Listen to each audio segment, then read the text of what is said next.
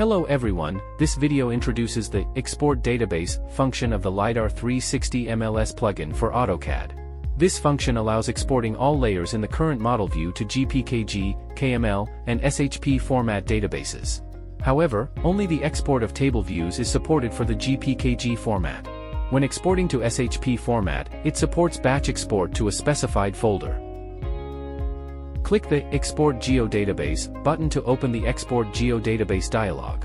Select the Export Geodatabase format, specify the output path and file name, and click OK. If the export name is repeated, a warning message will appear: there is a layer with the same name, execution will be overwritten.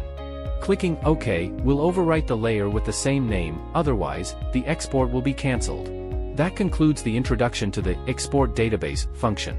Thank you for watching.